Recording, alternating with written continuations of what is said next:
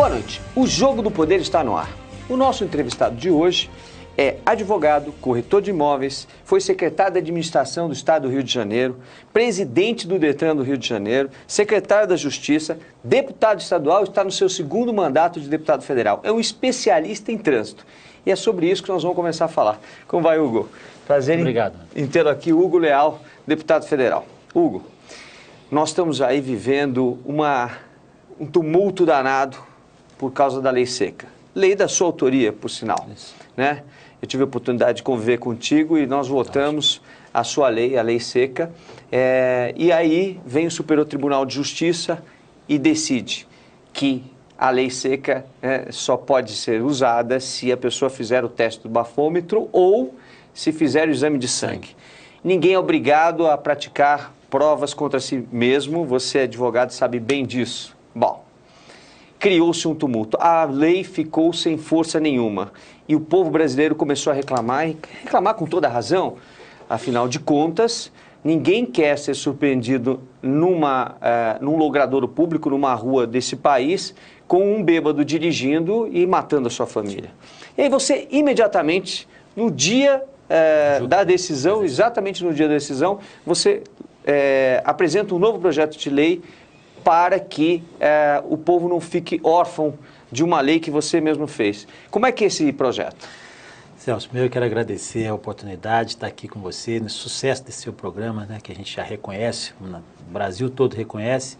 Dizer para você que eu digo que você já foi parlamentar, sabe que a gente tem que ter algumas missões, né? Uma missão que você tem, que você persegue.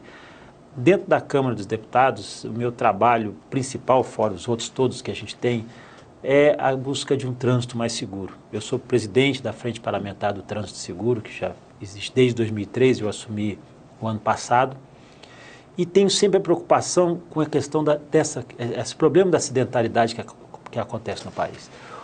A lei seca, em 2007, o que aconteceu em 2007? Houve um aumento bastante considerável, infelizmente, no final do ano de 2007, no Natal de 2007, no Réveillon de 2007 para 2008, um aumento considerável que chamou a atenção das autoridades e então, na época, o ministro Tarso Genro, ele sugeriu, à época, o presidente Lula, de baixar a medida provisória, que foi a medida provisória 415, e que, naquela medida provisória, ele proibia a venda de bebidas alcoólicas ao longo das rodovias federais. Era uma coisa que não tinha muito nexo, porque a questão, você tinha que ficar fiscalizando o bar, na realidade você tem que fiscalizar a pista, né, a rua.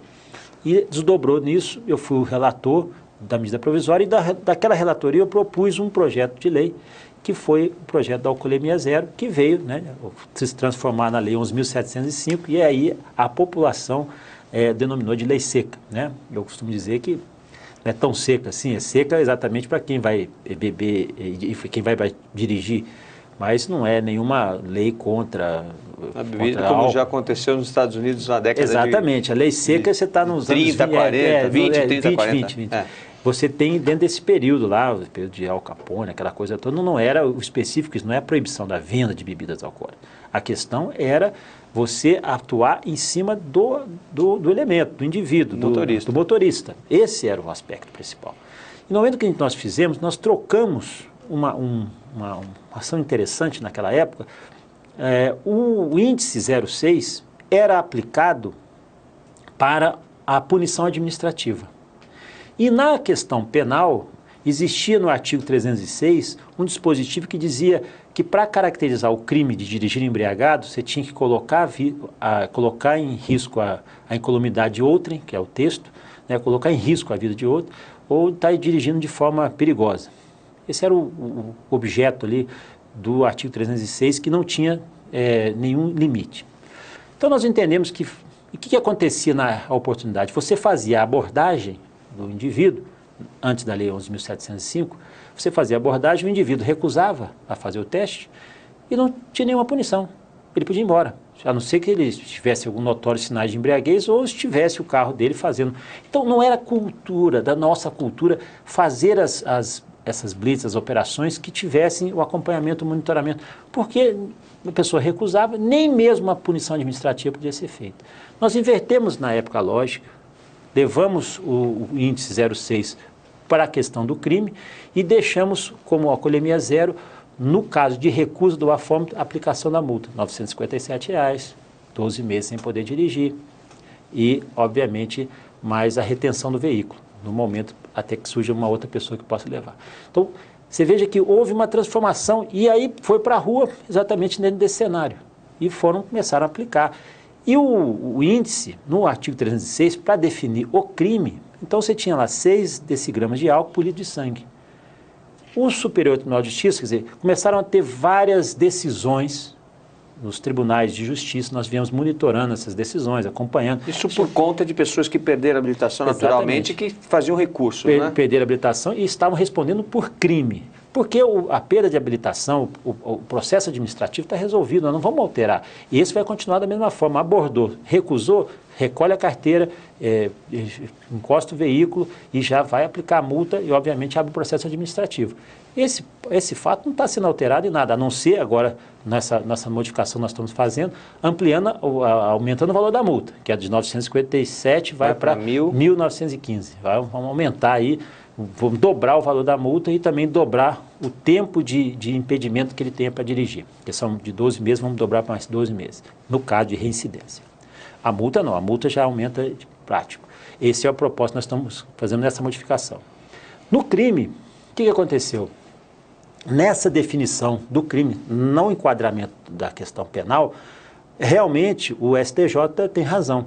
Porque, tecnicamente, a lei, no seu caput, diz que para a constatação do crime tem que ter a prova. E nós levamos o índice para o crime exatamente porque você não pode igualar a punição administrativa com a punição penal. Não podem ser o mesmo fator. Você tem que ter uma comprovação. Levamos para lá. Só que ficou restrito ao exame de sangue ou o teste do bafômetro. E a gente restringiu.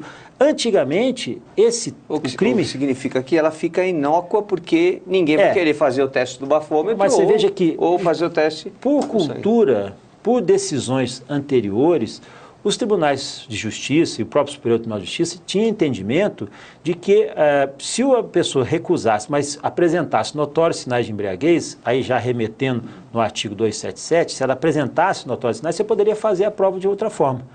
Houve essa discussão, não, no crime não dá para aceitar isso. E aí foi todos esses processos que estavam sendo julgados no Brasil, teve a disposição de uma sessão no STJ. Mas você veja que a sessão do STJ era uma sessão, não era o pleno do STJ, e foi uma discussão de 5 ministros contra, né, a continuação dos processos e 4 a favor.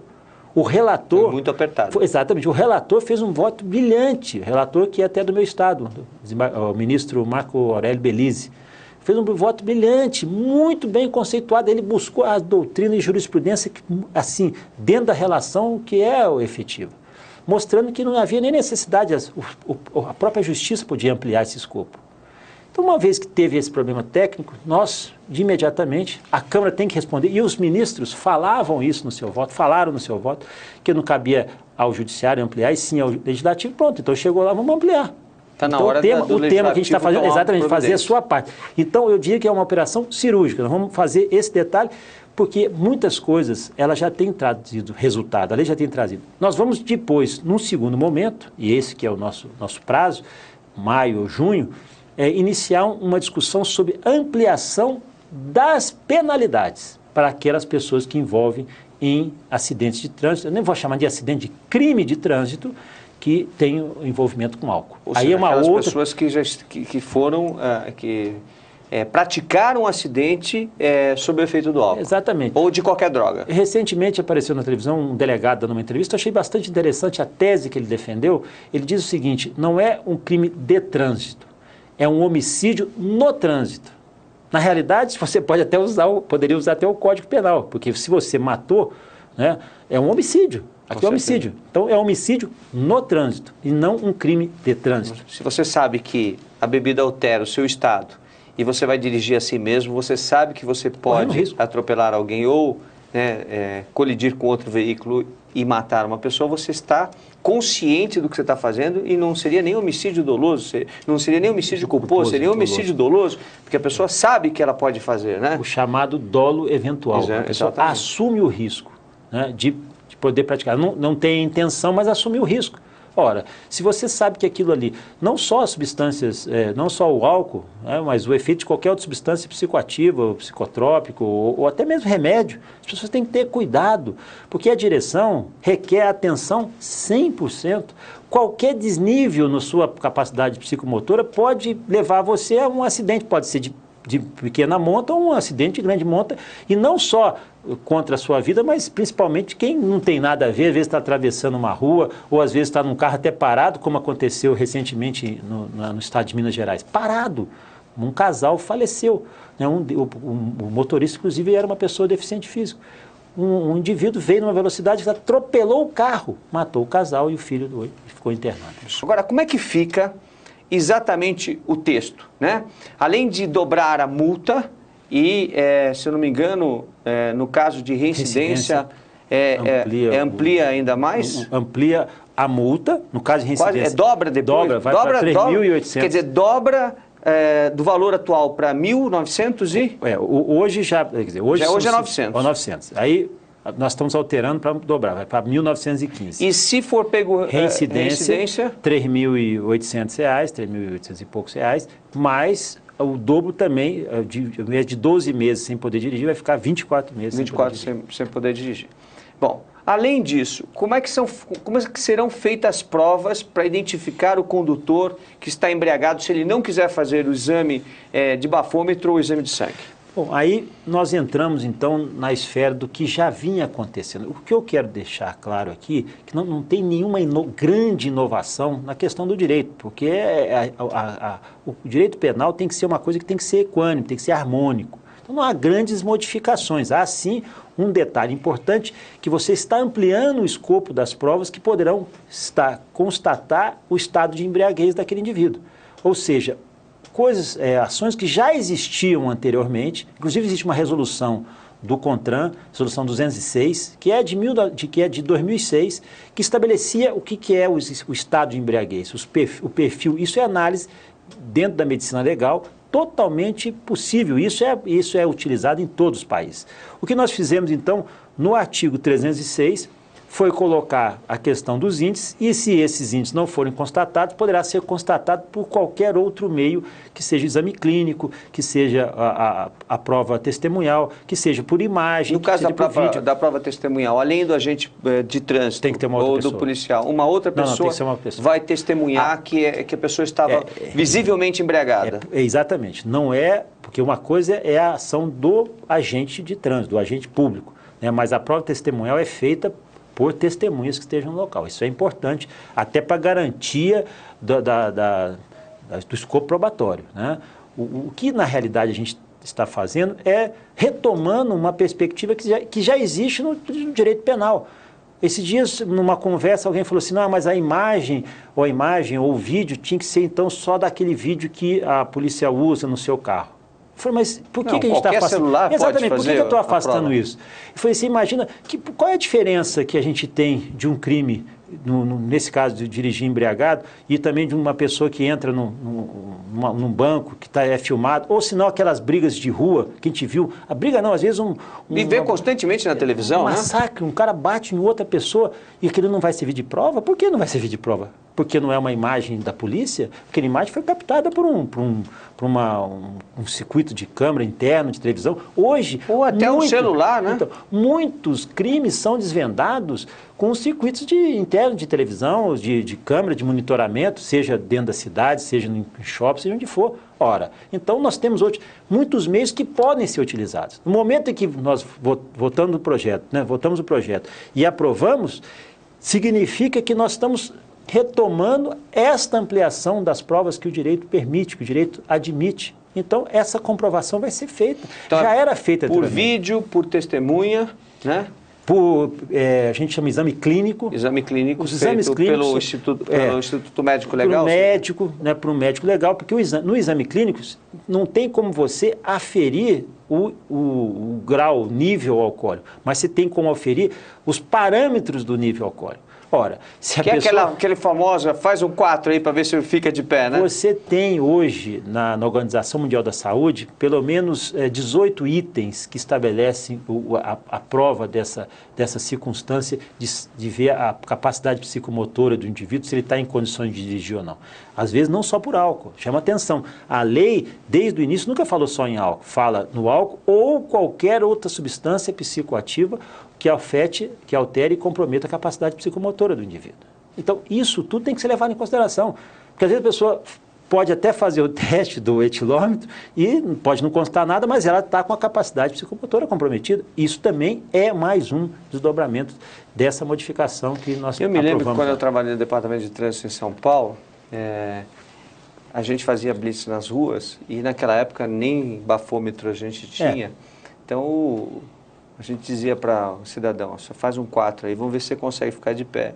Quer dizer, para a pessoa não ficar de pé fazendo um 4 é porque ela está realmente, visivelmente embriagada, né? Quer dizer, tinha pessoas que tinham tomado alguma coisa, não chegavam a muito mais do que hoje é estabelecido por lei, mas até conseguiam fazer. Agora, tinha uns que nem conseguiam fazer o 4, quer dizer, a situação era terrível. Então, o 4 você pode pedir para a pessoa andar numa linha reta com um passo, um atrás do outro. Esse aí é outra capacidade de equilíbrio. Ó, se a pessoa está com a capacidade de equilíbrio afetada, como é que vai dirigir? Vai dirigir, não tem condição de enxergar, né? Não tem condição. E aí, o que a gente queria garantir também, que é porque as pessoas, a pergunta, né, que o telespectador faz, fala assim, mas quem vai me garantir que que a autoridade policial, às vezes, nós temos aí, sempre eu repito isso, a maioria das polícias, a maioria dos policiais são de pessoas que têm dedicação, que gostam, que fazem, são policiais na área de segurança pública. Mas você tem as pessoas, como em todo ambiente, as pessoas que também, né, não têm um compromisso com a questão pública, né? Então, como é que eu vou ficar distrito numa circunstância onde aquele agente pode querer imputar a mim essa situação que eu estou embriagado e eu não estou? Eu quero levar para a delegacia, eu não estou. Perfeito. No próprio artigo 306, no parágrafo 3º, está lá escrito, você tem direito à contraprova. Então, para você mostrar que você não está embriagado, fala assim, então eu quero fazer o teste. Eu quero fazer o exame do bafômetro. Ele vai ser a garantia para você. Né? Ou então tira o meu sangue aqui. Exatamente, prove. Comprovou, acabou. Você não precisa ficar adstrito à visão de um agente Agora, o surpreendente da sua lei, da lei seca, é que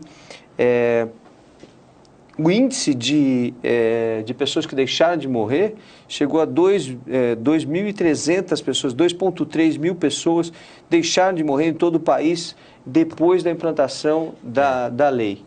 Isso é um dado importantíssimo, né? E o que esse resultado, né? Esse resultado foi exatamente daquele período de 2008 a 2009, nos primeiros anos. E nós temos ainda dados que comprovam isso. A redução na acidentalidade nos estados do Sudeste. Por que os estados do Sudeste? Foram onde foi a maior realização, quer dizer, o maior empenho na aplicação da lei.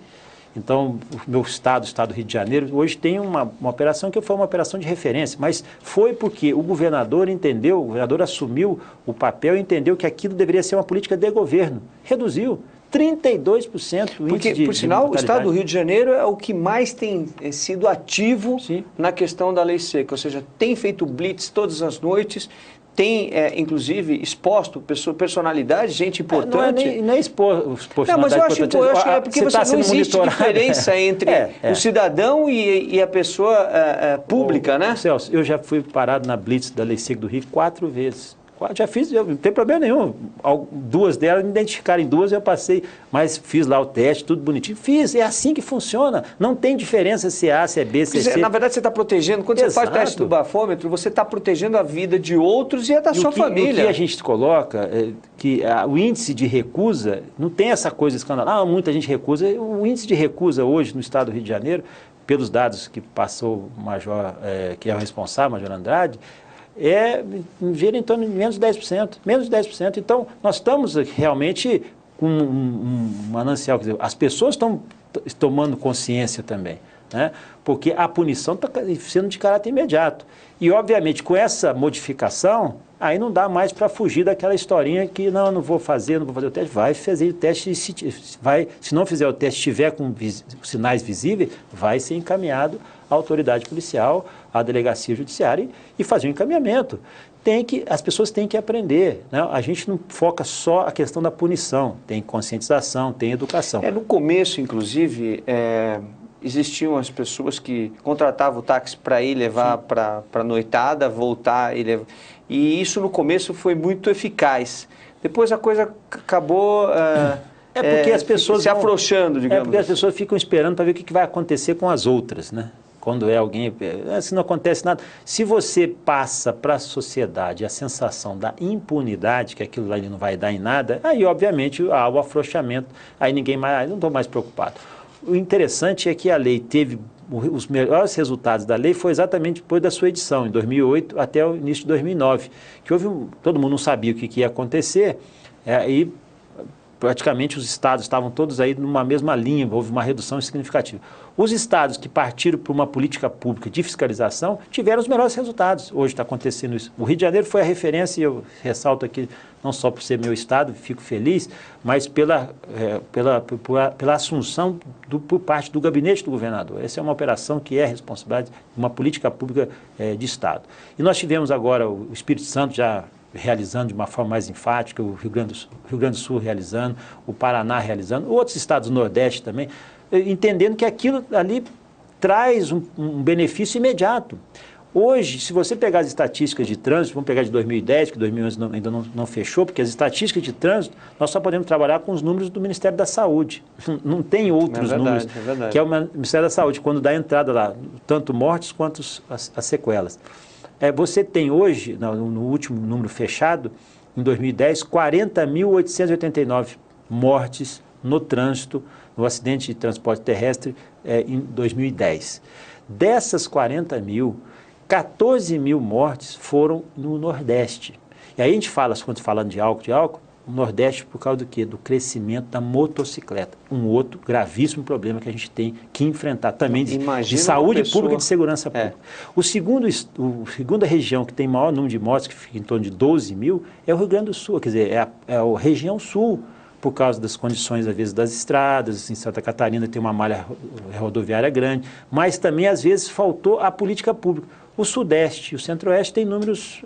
o Sudeste tem metade do que tem hoje no Nordeste. Nós estamos falando de estatística, eu abomino falar em estatística, porque você nós estamos falando de morte, você está falando de gente, né? De pessoa, de família, de rosto, de nome, CPF, de pai, de mãe, de tio, de cunhado, porque é uma coisa desagradável. Quando você numera isso, deixa de personalizar, você transforma isso numa coisa ruim, não é uma estatística. Isso, para mim, são crimes que aconteceram no trânsito, alguns dolosos, outros até pode ser culposos, mas é isso que nós temos que encarar. Você imagina 41 mil mortes, você divide por 365 dias do ano, são 115, 120 mortes por dia.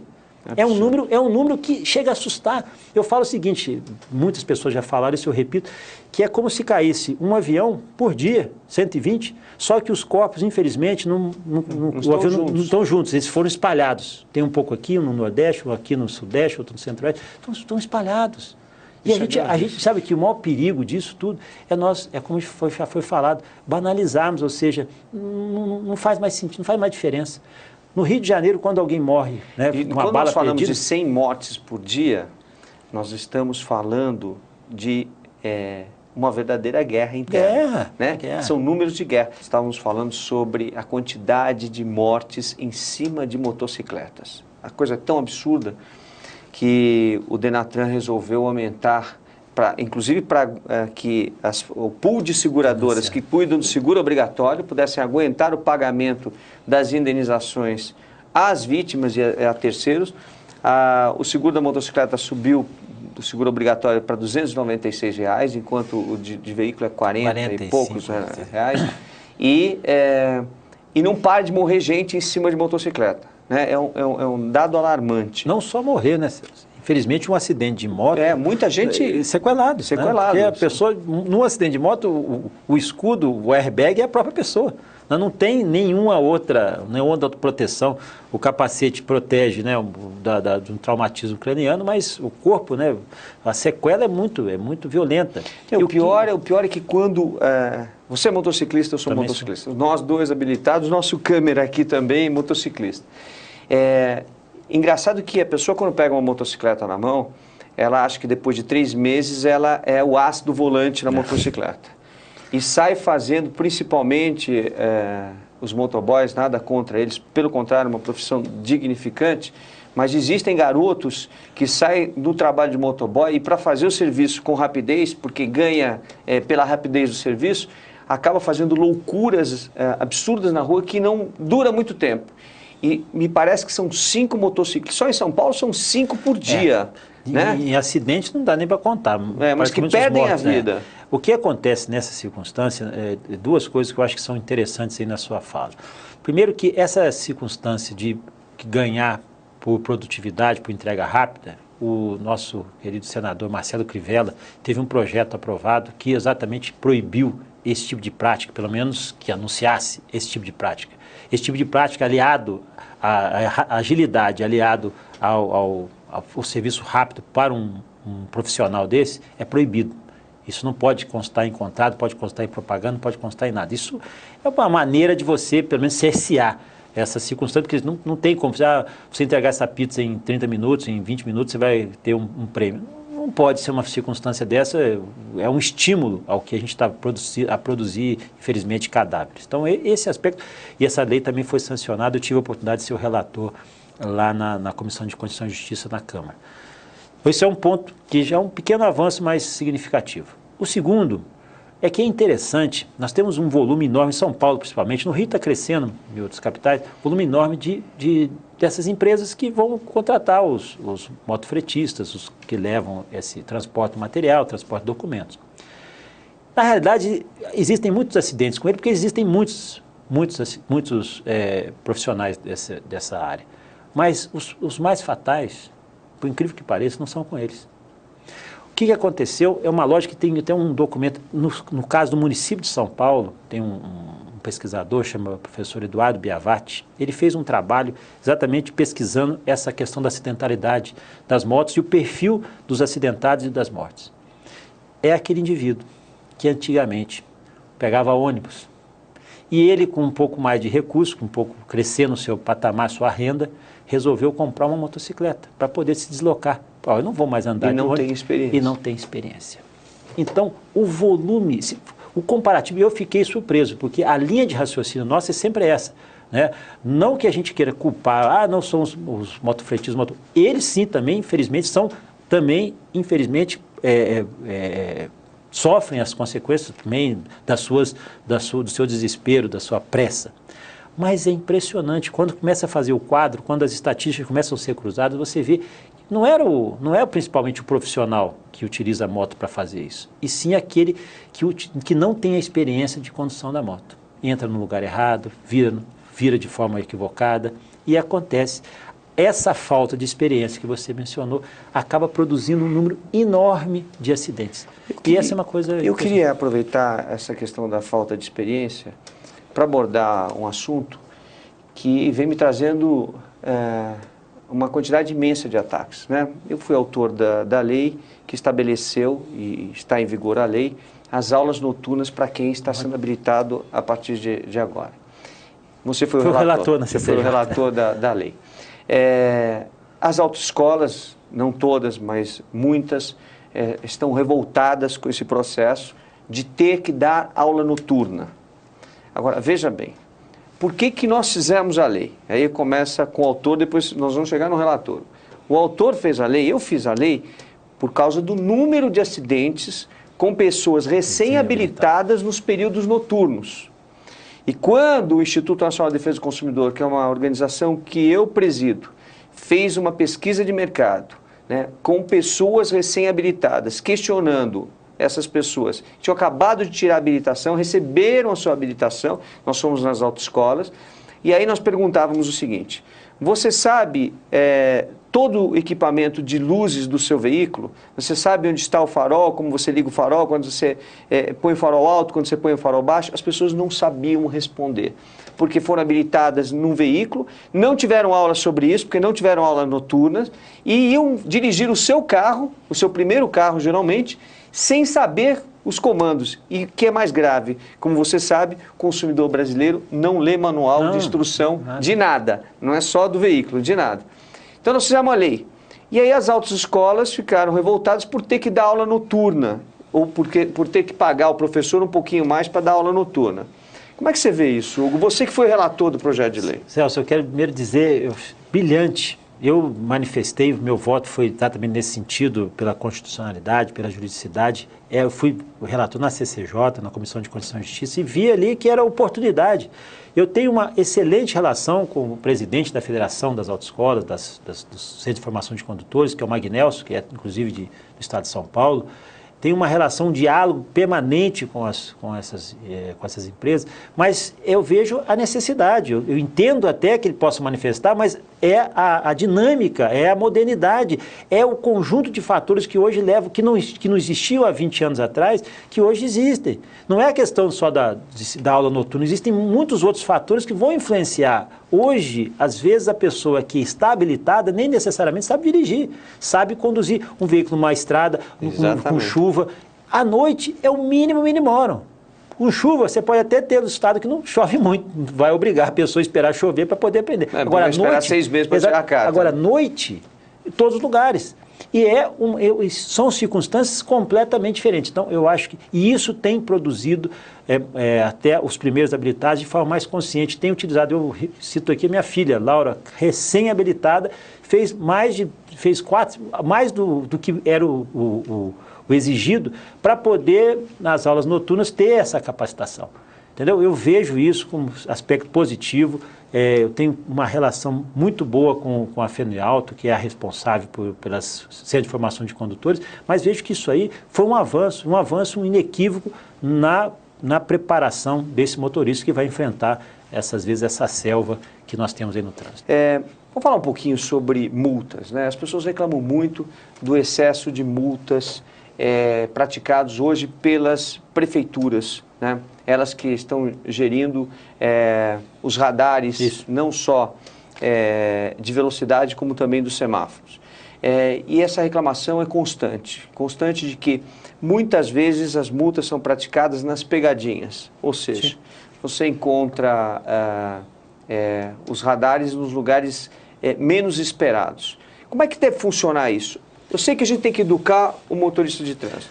E até, diga-se de passagem, a primeira multa que a pessoa toma ao longo de 12 meses, está no Código de Trânsito, toma no lugar a primeira multa que a pessoa toma no espaço de 12 meses, ela pode recorrer e se transformar numa advertência, a primeira multa, né? E as pessoas não sabem disso, não recorrem e acabam pagando essa multa por não saber que tem o direito de transformar essa multa em uma advertência administrativa. Né? Como é que você vê isso?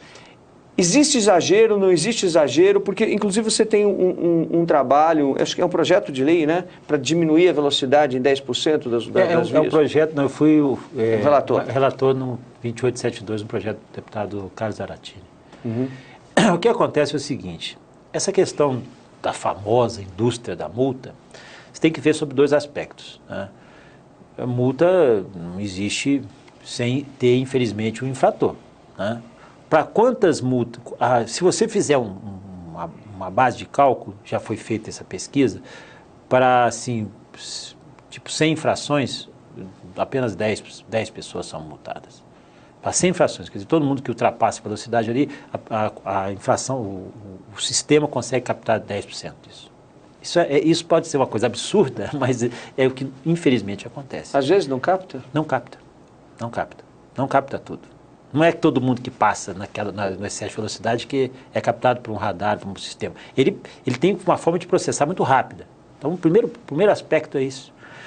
Se existe uma quantidade, o outro aspecto, a gente diz assim, não, são muitas multas, todo mundo é multado. Existe uma característica, que infelizmente é assim, da pessoa que é reincidente na prática.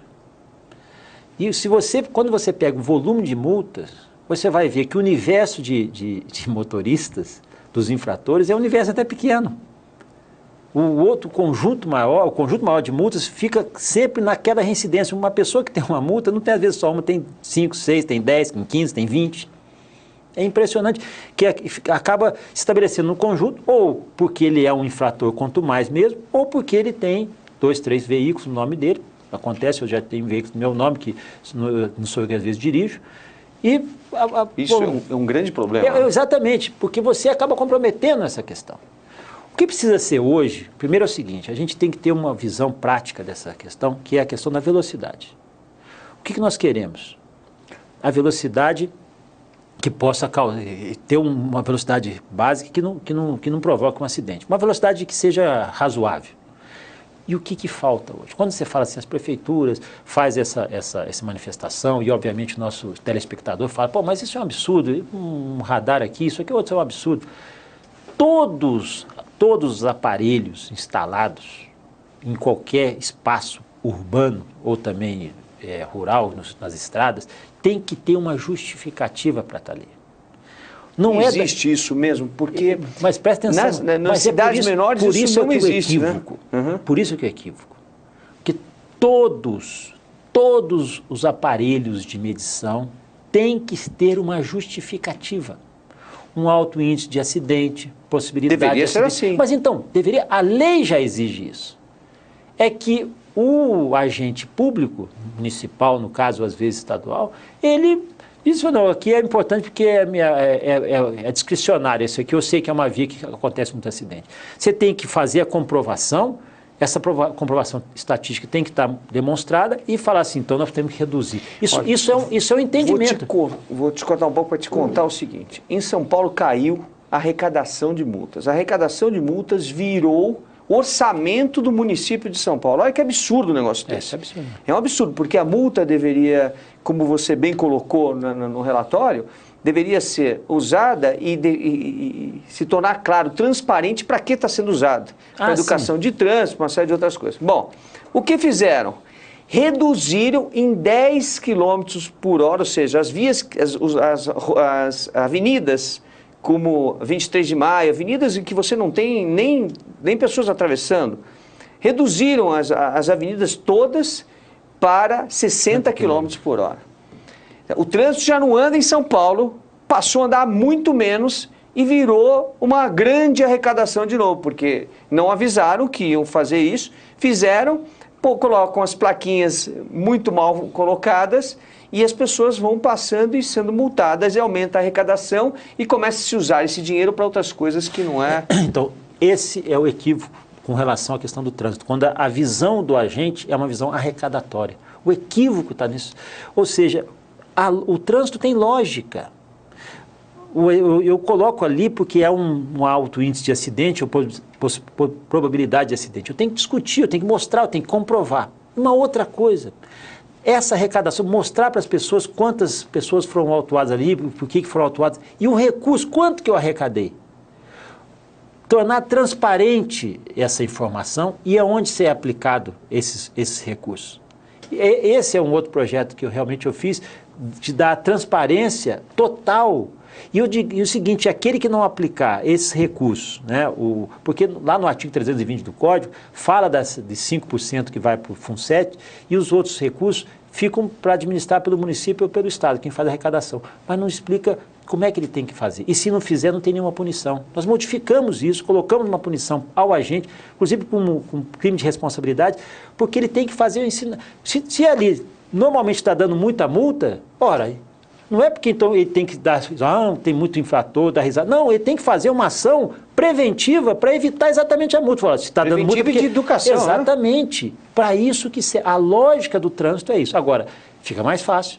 Ou ele vê aumentando a arrecadação e deixar aumentando, vai aumentar mais. Não é isso. A lógica do trânsito é mostrar que aquele espaço acontece, é um alto índice de acidentalidade e, além do que, o número de infrações tem sido alto. Então, chamar atenção ou mudar até mesmo o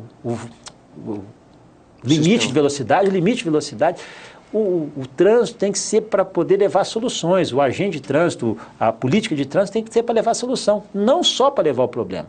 Porque o problema já tem. E hoje o que acontece é que há punição efetiva, a multa para qualquer coisa que o motorista se infrinja, qualquer situação.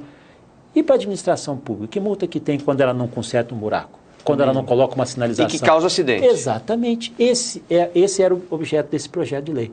Se eu multo o indivíduo, a administração tem que ser multada. Tem que ser Óbvio que tem que ser multada. Por quê? Porque se eu não cumprir a minha parte, então eu não posso exigir do cidadão que ele cumpra todas as regras. Eu acho que é uma lógica que, se a gente atuar dessa forma, e é isso que eu estou buscando, não só reduzimos o acidente, mas colocamos mais responsabilidade para o agente público também. Hugo, vou te agradecer muito. Nosso tempo acabou. Está muito bom a nossa conversa. Está muito boa a nossa conversa. E eu espero que você volte aqui ao Jogo do Poder. Eu que agradeço, Celso. Parabenizo pelo sucesso que você faz aqui na CNT, pelo programa. E quero dizer que fico muito satisfeito em poder ter aqui essa oportunidade de conversar com a população, de prestar contas do meu mandato. Muito obrigado pelo carinho. Um grande abraço, Hugo. Muito obrigado. Falamos com o deputado federal Hugo Leal, do estado do Rio de Janeiro, sobre trânsito hoje. Nós voltamos na próxima semana, se Deus quiser. Até lá, gente.